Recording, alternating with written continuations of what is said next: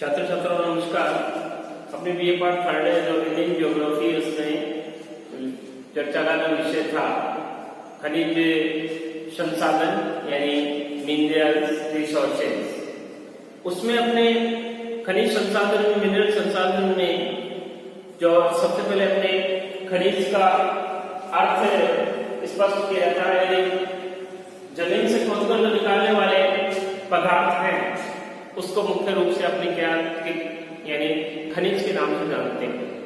यानी जो पृथ्वी की आंतरिक संरचना से खोद के जो प्राप्त होने वाले पदार्थ को अपने खनिज या खनिज कह सकते हैं या खनिज के नाम से जान सकते हैं।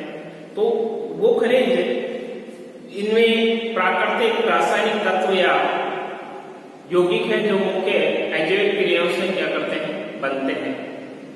अब इसमें खनिजों के प्रकार आपने दो प्रकार बताए थे, एक था धात्विक खनिज और एक था अधात्विक खनिज। अब जो धात्विक खनिज है उनको भी पुनः दो भागों में बांटा गया, एक था लौह खनिज और एक था अलोह खनिज। लौह खनिज वो तत्व, लौह खनिज उनको कहा जाता है जिसमें लोहांश की मात्रा पाई जाती हो, वो लौह खनिज थे जिसमें जैसे लोह अयस्क है, मैग्नीज है, टंगस्टन है, ये है लौह खनिज। तथा अलोह खनिज जिसमें लोहांश की मात्रा नहीं पाई जाती हो उसको अलोह खनिज कहा जाता है। जैसे सोना, चांदी, तांबा, सीसा, बॉक्साइट, टिन, मैग्नीशियम आदि को मुख्य रूप से अलोह खनिज के रूप में, अलोह धातु के रूप में या अलोह खनिज के रूप से जाना जाता है। अब है इसके बाद में जो नेक्स्ट है वो है दूसरा है अकार्बनिक, वो अधात्विक खनिज। यानी अधात्विक खनिज को भी मुख्य रूप से दो पार्टों में बांटा गया है। इसके दो भाग किए गए हैं। पहला भाग है कार्बनिक या ईंधन खनिज, जिसमें जलाने के पश्चात कार्बन प्राप्त हो वो कार्बनिक पदार्थ या कार्बनिक खनिज कहलाता है। तो इसमें जैसे कोयला है, अब लकड़ी को जलाने के पश्चात अपने को क्या प्राप्त हो रहा है, कोयला प्राप्त हो रहा है। और कोयले के पश्चात जैसे अपने पेट्रोलियम है, पेट्रोलियम को अपने उपयोग करते हैं, उपयोग करने के बाद में उसमें क्या निकलती है, कार्बन डाइऑक्साइड गैस निकलती है, तो वो क्या निकलती है, कार्बन के रूप में बाहर निकल रही है। उसी तरह से जिस पदार्थों में, जिन पदार्थों से अपने को कार्बन प्राप्त हो रहा है वो क्या कहलाते हैं, यानी कार्बनिक या ईंधन खनिज। तो इसमें जैसे कोयला है, पेट्रोलियम है, प्राकृतिक गैस है, ये कौन से है, कार्बनिक या ईंधन गैस। दूसरा है अकार्बनिक या अन्य अधात्विक खनिज, तो जिसमें कार्बन की मात्रा नहीं हो, जिसमें कार्बन नहीं हो अपने को प्राप्त हो रहा हो या कार्बन नहीं दे रहा हो, वो तत्व जैसे माइका है, चूना पत्थर है, ग्रेनाइट है, ये सारे किसमें हैं, किसमें प्राप्त हो रहे हैं, अधात्विक यानी अकार्बनिक या अधात्विक खनिज। अब खनिजों का जो वितरण है वो खनिजों का वितरण अपने देश के विभिन्न भागों में जैसे भिन्न भिन्न भूगर्भिक संरचनाएं पाई जाती हैं, जिस कारण यहाँ खनिजों का भी असमान वितरण पाया जाता है। भारत में कहीं पर पठार है, कहीं पे मैदान है, कहीं पे नदी है, तो कहीं पे असमतल धरातल होने के साथ साथ यहाँ खनिजों का भी जो वितरण है वो भी असमान पाया जाता है, कहीं ज्यादा तो कहीं कम, कहीं बहुत अधिक। तो जैसे नागपुर का पठार है जो प्रायद्वीप भारत है, तो इस प्रायद्वीप भारत में सर्वाधिक मात्रा में क्या पाए जाते हैं, खनिज पाए जाते हैं। उनका रीजन क्या है, उनका क्या कारण है, यानी जो प्रायद्वीप भारत है उसमें सर्वाधिक खनिज पदार्थ मिलने का सीधा सा एक लॉजिकल है या लॉजिक है, वो है क्योंकि यहाँ जो प्रायद्वीप भारत है वहाँ सर्वाधिक जो भारत की जितनी भी नदियां हैं, यानी उत्तरी भारत से निकलने वाली नदियां प्रायद्वीप भारत में आकर क्या कर रहे हैं, एक अपना अंतिम रूप तक फैल रही है। इसलिए इस क्षेत्र में सर्वाधिक खनिज पदार्थ भी मिल रहे हैं। अब मुख्य रूप से जो भारत में अपने बात कर रहे हैं, तो भारत में 3 भाग हैं, यानी उत्तरी पूर्वी भाग है, पहला उत्तरी पूर्वी भाग, दूसरा दक्षिणी पश्चिमी पठार और तीसरा है उत्तरी पश्चिमी प्रदेश। यानी 3 भाग है, 3 क्षेत्र है जिसमें चट्टानें सर्वाधिक है और इन चट्टानों से अपने को क्या प्राप्त हो रहा है, खनिज प्राप्त हो रहा है। यानी उत्तरी पूर्वी पठार, जो उत्तरी पूर्वी पठार मुख्य रूप से छोटा नागपुर का पठार, ओडिशा का पठार तथा आंध्र का पठार मिलकर तीनों ये किसका, उत्तरी पूर्वी पठार का क्या कर रहे हैं, निर्माण कर रहे हैं। तो यहाँ सर्वाधिक यानी इस क्षेत्र में खनिज पदार्थ सर्वाधिक मिलने का भी सीधा सही एक कारण है। दूसरा है दक्षिण पश्चिमी पठार, ये छोटी यानी यह बेटी कर्नाटक के पठार और निकटवर्ती जो तमिलनाडु के पठार है उसमें क्या है, विस्तृत है, उसमें फैला हुआ है। यहाँ पर लोहेस्ट, मैग्नीज, बॉक्साइट आदि पाए जाते हैं। और देश की जो जितने भी सोने के खाने हैं, यानी अपने भारत देश में जितने भी सोने के खाने हैं वो कौन से भाग में पाई जाती है, इसी दक्षिणी पश्चिमी पठार में पाई जाती है। ये पेटी कर्नाटक के पास, यानी देश के सोने के 3 खाने हैं, जैसे कोलार की खान है जो किसमें, इसमें दक्षिणी पश्चिमी पठार में। तीसरा है उत्तरी पूर्वी प्रदेश, ये उत्तरी पूर्वी प्रदेश इस पेटी का विस्तार खंबात की खाड़ी से लेकर राजस्थान में अरावली की श्रेणी तक फैला हुआ है। यानी खंबात की खाड़ी से लेकर राजस्थान में जो अरावली की खाड़ियां है वहां तक फैला हुआ है। और इस पेटी में पेट्रोल तथा प्राकृतिक गैस का प्रादुर्भाव सर्वाधिक हुआ है, जो जिसमें तांबा है, चांदी है, सीसा है, जस्ता है आदि मिले हैं। अब इसके पश्चात अपने बात करें तो जो लोहा है, इस लोहे की अपने पहली क्लास में चर्चा की थी कि लोहे को, जो लोहा है, जो आयरन है, लोहा आज की सभ्यता की रीढ़ कहलाता है। आज की सभ्यता की रीढ़ कहलाता है। क्यों कहलाता है आज की सभ्यता की रीढ़? क्योंकि जितने भी अपने रोजमर्रा के कार्य कर रहे हैं उन रोजमर्रा के कार्य में सभी में, यानी सुई से लेकर बड़े से बड़ा उपकरण है वो किसका से बना हुआ होता है, लोहे से बना हुआ होता है। इसलिए लोहा आज की सभ्यता की रीढ़ कहलाता है। यह औद्योगिक विकास की आधारशिला भी है। यानी जितने भी औद्योगिक विकास हो रहे हैं उनमें सबसे पहले जो काम आने वाला पदार्थ है और काम आने वाली खनिज है वो कौन सा है, लोहा है। तो इसको औद्योगिक विकास की आधारशिला के नाम से भी जाना जाता है। अब लोहे की अपनी विशेषताओं की चर्चा करें तो लोहे की विशेषताओं में सबसे पहले लोहे को कई रूपों में, जैसे डलवा लोहा है, पिटवा लोहा है, चुंबकीय लोहा है, में बदला जा सकता है। इसमें एक रूप से दूसरे रूप में क्या किया जा सकता है, परिवर्तन किया जा सकता है। और कई प्रकार की स्टील की चादरें बनाई जा सकती हैं इससे, लोहे से। यानी इसको काफी रूप दिया जा सकता है। इसकी समर्थता तथा टिकाऊपन इसमें क्या होता है, अधिक होता है। ये कठोर काफी होता है, कठोर भी काफी होता है। इसको पीट कर इसकी चादरें बनाई जा सकती हैं या इसके तार बनाए जा सकते हैं। इसमें चुंबकीय गुण पाया जाता है, यानी चुंबक के गुण इसलिए पाया जाता है क्योंकि ये एक पदार्थ से दूसरे पदार्थ को अपनी तरफ खींच सकता है। पुराने लोहे को पुनः गलाकर काम में लाया जा सकता है, अतः यह एक चक्रीय संसाधन भी कहलाता है। यानी जो पुराना लोहा है उस लोहे को आप गला के उसको दूसरी शेप भी दी जा सकती है, दूसरे रूप में भी परिवर्तन किया जा सकता है। इसलिए चक्रीय संसाधन भी कह सकते हैं किसको, लोहे को चक्रीय संसाधन भी कह सकते हैं। अब लोहांश की मात्रा के आधार पर, जो लोहांश होता है उस लोहांश की मात्रा के आधार पर इसको मुख्य 4 भागों में बांटा गया है। वो 4 भाग है। एक तो मैग्नेटाइट, यानी मैग्नेटाइट कोई जो लोहा है वो शुद्धता की दृष्टि से सर्वाधिक उत्तम किस्म का माना जाता है। क्यों?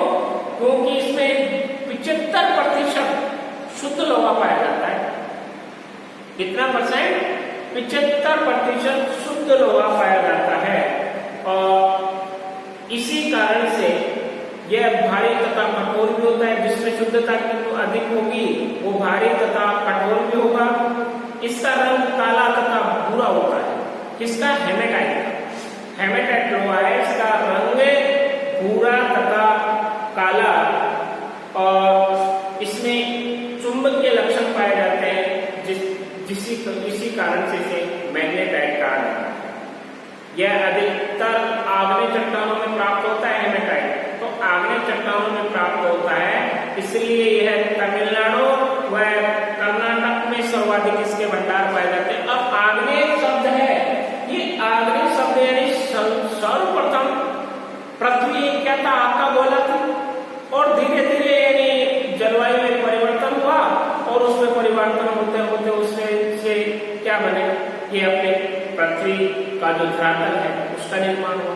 तो आग्नेय चट्टानों में ये जो ज्वालामुखी है उससे निकलने वाले लावा यानी जो गर्म तरल द्रव व गैसीय पदार्थों का एक पिंड थी, इसलिए उसमें कोई जीवांश नहीं पाए जाते थे आग्नेय चट्टानों में। इसलिए वहां पर यानी तमिलनाडु व कर्नाटक वाले क्षेत्र में ये हेमेटाइट लोहा प्राप्त हुआ। हेमेटाइट के बाद में है दूसरा है मैग्नेटाइट, के बाद में दूसरा है हेमेटाइट। हेमेटाइट शब्द एक यूनानी भाषा के शब्द से बना है, यानी एक ये यूनानी भाषा का शब्द है जिसका अर्थ होता है, यानी जिसका अर्थ सीधा सा होता है रक्त। अब रक्त शब्द आ रहा है तो रक्त से आते ही अपने विचार होता है कि लाल रंग। तो इस जो हेमेटाइट लोहा है इसका जो रंग था वो कैसा पाया गया? लाल रंग। लाल रंग होने के कारण अतः एस का यहाँ पे जो लोहे एस का हेमेटाइट उसका रंग लाल होता है और इसमें 60 से 70% शुद्ध लोहा मिलता है। अतः प्राय औषधियों और ये जो मिलता है कौन सी चट्टानों में मिलता है? औषधि चट्टानों में। औषधि चट्टानों में फॉसिल्स यानी जीवाश्म की मात्रा अधिक पाई जाती है और जीवाश्म की जहां मात्रा अधिक पाई जाती है उस क्षेत्र में ये हेमेटाइट से प्रकार का लोहा प्राप्त होता है। जो तीसरे टाइप से है वो है लेमोनाइट से। इसमें 40% से 60% तक शुद्ध लोहा पाया जाता है और यह ऐसे पीले या हल्के भूरे रंग का होता है। यह भी तलछट की चट्टानों में पाया जाता है। पश्चिमी बंगाल में जो रानीगंज कोयला क्षेत्र है, पश्चिमी बंगाल का जो रानीगंज कोयला क्षेत्र है उसपे में विकसित निम्न गोंडवाना क्रम में लेमोनाइट लोहे की चादरें मिली। और सैंडेराइट, जो सैंडेराइट इसमें लोहे का अंश 40 से 50% के बीच पाया जाता है। यह ऐश का रंग भूरा या राख के रंग का होता है, यानी जो ये ऐश है इसका रंग भूरा व राख के रंग का होता है। इसमें अशुद्धियों की मात्रा अधिक होती है, यानी इसमें क्या होता है कि जो अशुद्धियां हैं वो काफी अधिक मात्रा में होती है, जिस कारण इसका आर्थिक महत्व अपेक्षाकृत काफी कम पाया जाता है। लेकिन जितने भी धारदार हथियार हैं, धारदार अस्त्र हैं, वो किससे?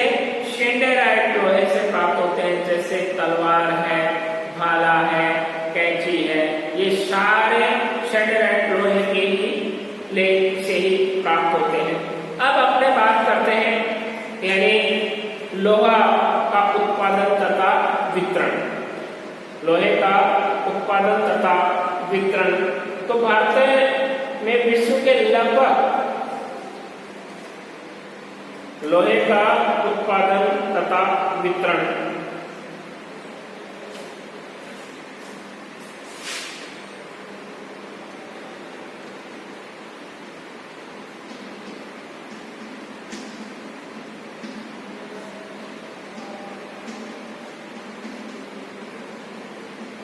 लोहे का उत्पादन तथा वितरण, तो इसमें सबसे पहले आपने देखेंगे उत्पादन तथा वितरण। तो उत्पादन कौन से क्षेत्र में हो रहा है? तो भारत में विश्व के लगभग 20% लोहे के भंडार हैं, यानी भारत में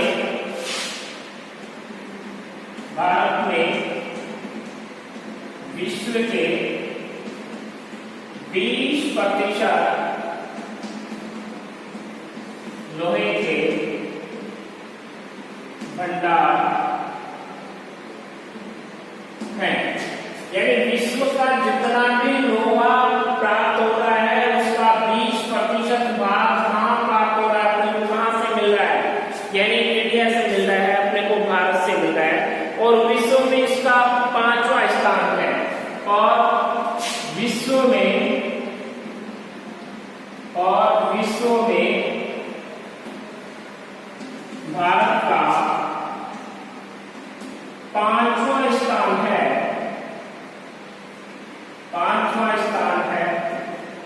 इसमें लौह उत्पादन, लौह उत्पादन, लौह उत्पादन में कौन सा स्थान है? 5वां स्थान है, जो विश्व का कितना 20% है। भारत का अधिकांश लोहा उत्तम जाति का है, यानी भारत का जो अधिकांश लोहा है, भारत का अधिकांश लोहा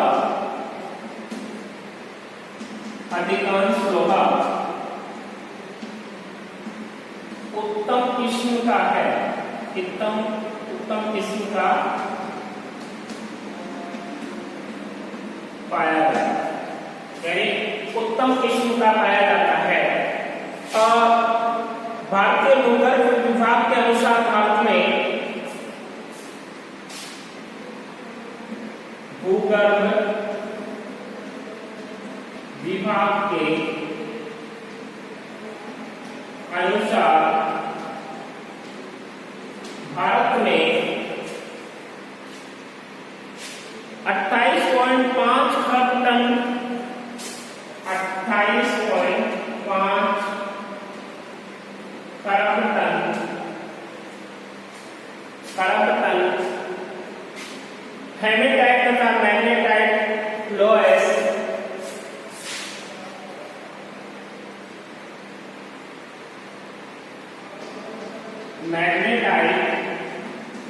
तथा हेमेटाइट लोहेस प्राप्त होता है। क्या हो रहा है? प्राप्त हो रहा है, यानी सर्वाधिक, यानी भारतीय जो भूगर्भ विभाग के अनुसार भारत में 28.5 खरब टन लोहा प्राप्त हो रहा है। उसमें सर्वाधिक मात्रा में अपने को कौन सा प्राप्त हो रहा है? मैग्नेटाइट में है, जो मैग्नेटाइट में हेमेटाइट में लोहा से प्राप्त हो रहा है, जिसकी मात्रा कितनी है? 28.5 खरब टन। अब इसमें अपने बात करें तो इसमें हेमेटाइट लोहे के मुख्य भंडार ओडिशा में, जो हेमेटाइट लोहे के भंडार उड़ीसा में, जो कितना प्रतिशत? 33%, यानी लोहे के जो भंडार है वो उड़ीसा में वो कितने? 33% भाग, यानी 100 में से 33%, यानी 100 प्राप्त हो रहा है, उसमें 33% भाग केवल अपने को कहां से प्राप्त हो रहा है? उड़ीसा से प्राप्त हो रहा है। 12% ये उड़ीसा से, झारखंड से 26%, झारखंड से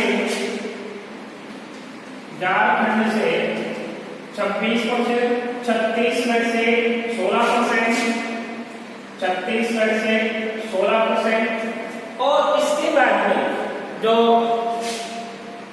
कर्नाटक से 12% तथा गोवा से 5%,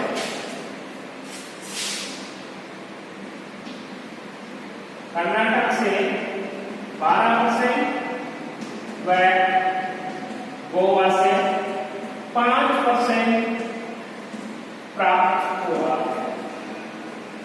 यानी कहने का मतलब सर्वाधिक जो उड़ीसा है वो 33% दे रहा है, झारखंड 26% दे रहा है, और छत्तीसगढ़ 16%, और कर्नाटक 12% और गोवा 5% लोहा जो कच्चा लोहा है, लोहेस है, वो अपने को पूर्ति कर रहा है।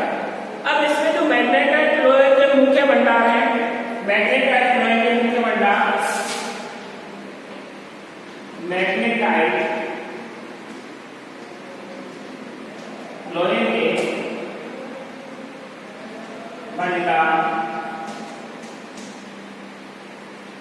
जिसमें सर्वाधिक मात्रा में मैग्नेटाइट लोहे के भंडार में कर्नाटक 73%, कर्नाटक 73%, और कर्नाटक के बाद में कर्नाटक 73%, आंध्र प्रदेश 14%, राजस्थान 5%, आंध्र प्रदेश 14% व राजस्थान 5%, यानी मैग्नेटाइट लोहे की क्या कर रहा है? आपूर्ति दे रहा है। तो इसमें अपने सबसे पहले आप देखते हैं जो उड़ीसा है, उड़ीसा अपने को कितना परसेंटेज लोहा दे रहा है, 33%। तो उड़ीसा में देखते हैं अपने को जो उड़ीसा राज्य है, उड़ीसा अपने को कितना परसेंटेज लोहा और कौन सी किस्म का लोहा अपने को दे रहा है, उसकी अपने जानकारी देखते हैं।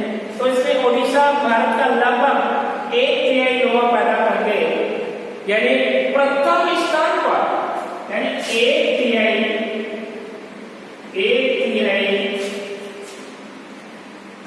लोहा उत्पादन करके प्रथम स्थान पर है। यानी उड़ीसा एक ऐसा स्टेट है, ऐसा राज्य है जो एक लोहा उत्पादन करके प्रथम स्थान प्राप्त है, प्रथम स्थान पे आता है इंडिया में।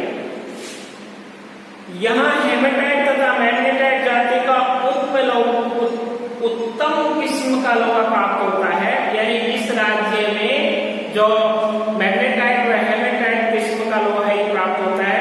ये इसके प्रमुख उत्पादक जिले हैं, जैसे क्योंझर है, मयूरभंज है,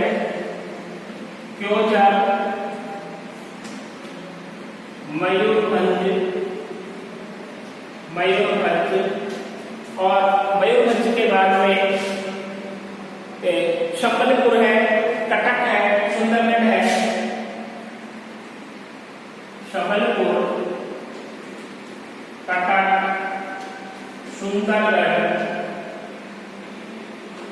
ये क्षेत्र है। क्योंझर, मयूरभंज, शक्करपुर, कटक व सुंदरगढ़। इसमें सर्वाधिक जो मैग्नेटाइट है वो किस्म का यहाँ लोहा प्राप्त होता है। बादाम पानी है, गुरु महिसानी, बादाम पहाड़ी, गुरु महिसानी, यहाँ भी कोयला प्राप्त हो, लोहा प्राप्त हो रहा है। तो इसमें जो गुरु महिसानी और सुलेपत प्रमुख खाने हैं। इन क्षेत्रों से राउरकेला तथा बोकारो व जमशेदपुर को ये भेजा जाता है। राउरकेला, जमशेदपुर आदि को यहाँ का लोहा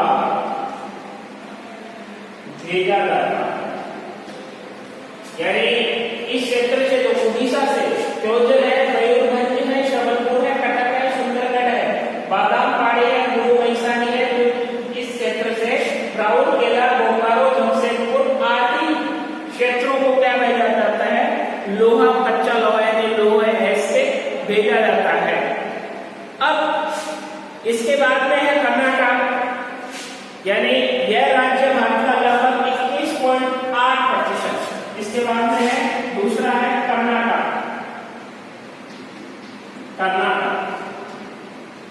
यह राज्य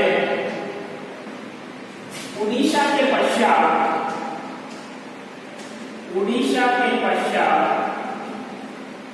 21.8%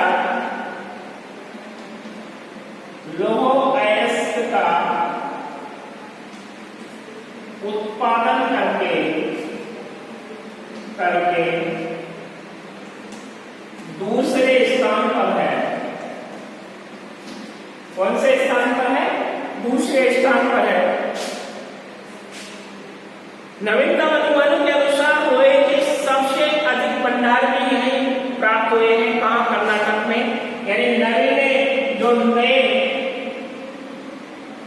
नवीनतम आंकड़ों के अनुसार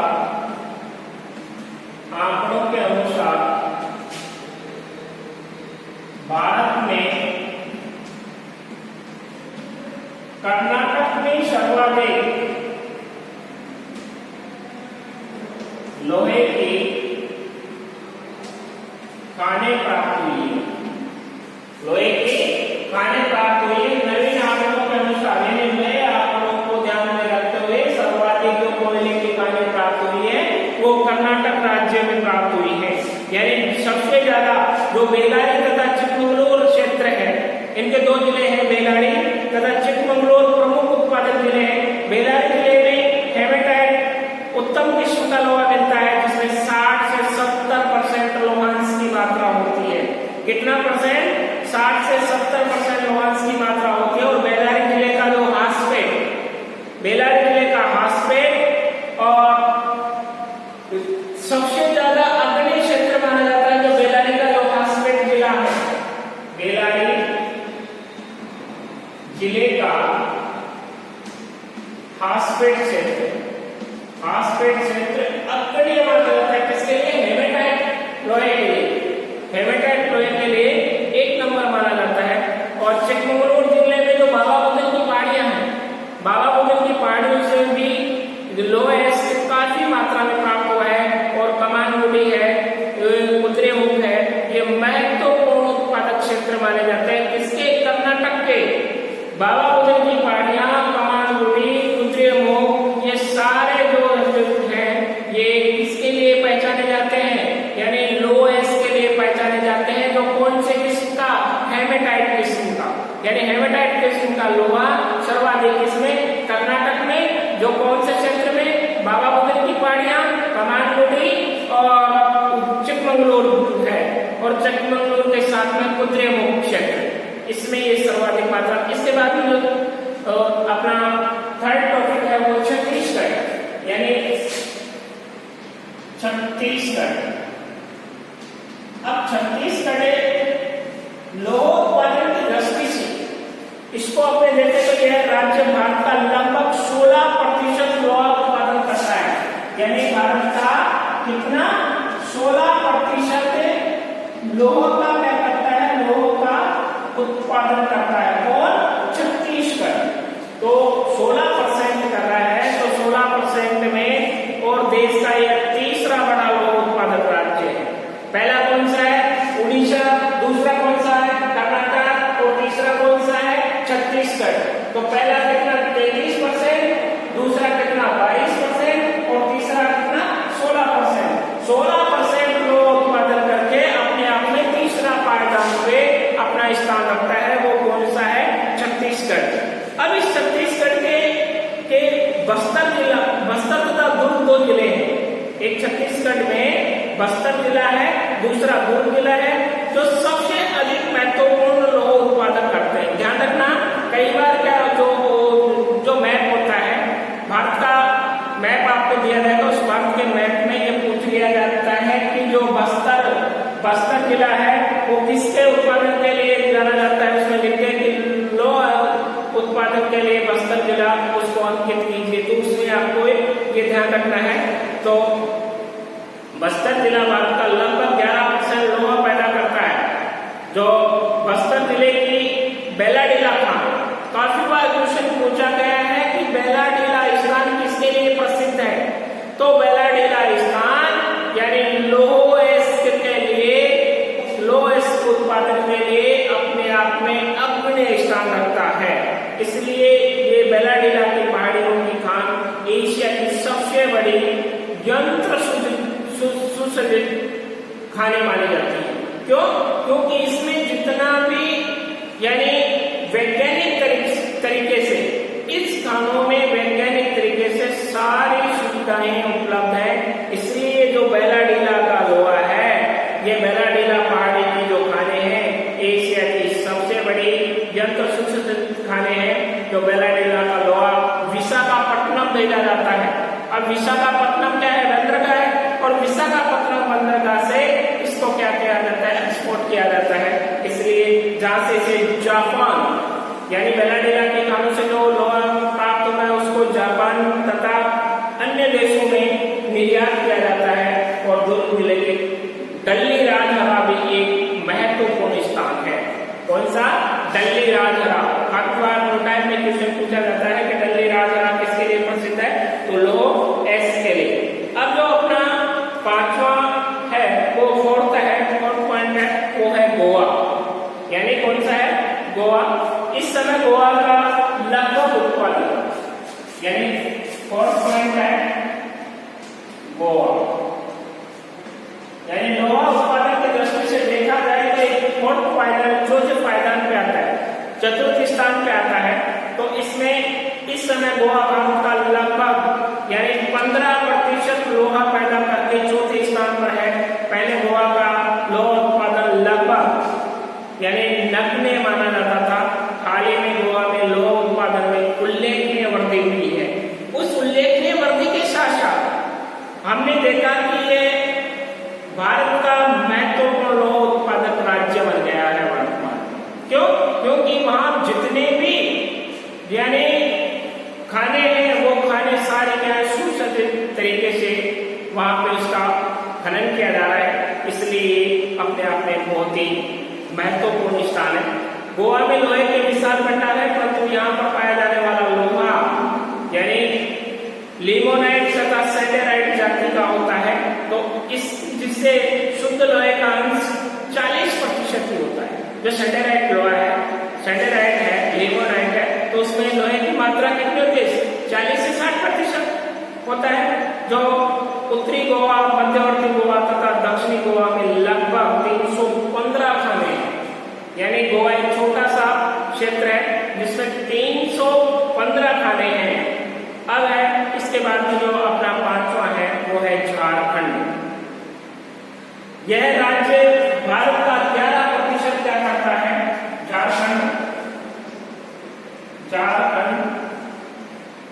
भारत का 11% लोहे का उत्पादन करता है। कितना प्रतिशत? 11% लोहे का क्या करता है? उत्पादन करता है। और 11% उत्पादन करके यह अपने आप में एक अमिट छाप छोड़ता है और 11% उत्पादन करके अब पांचवा स्थान है इसका।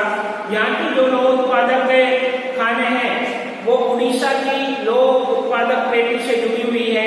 यह उच्च कोटि का हेमेटाइट तथा मैग्नेटाइट लोहा मिलता है यहाँ पर।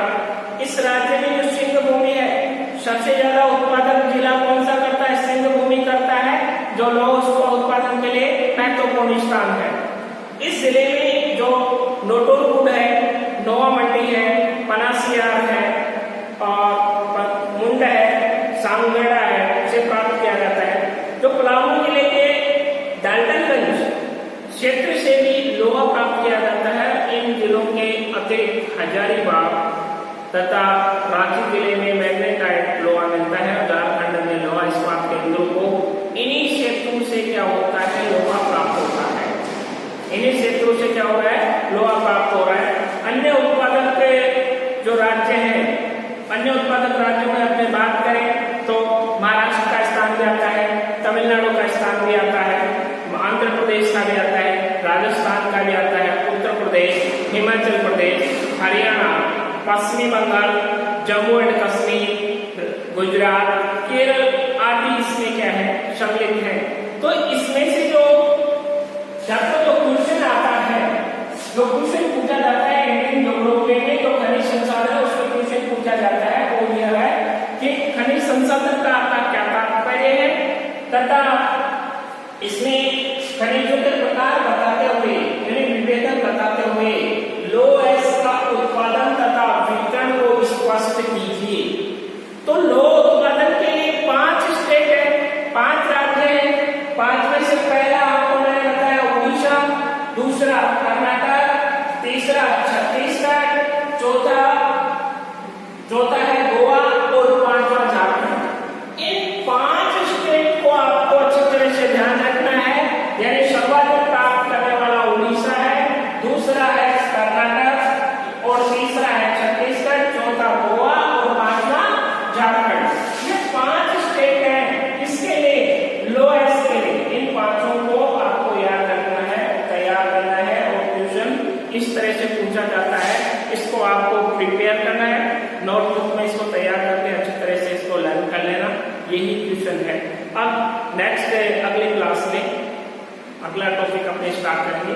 धन्यवाद।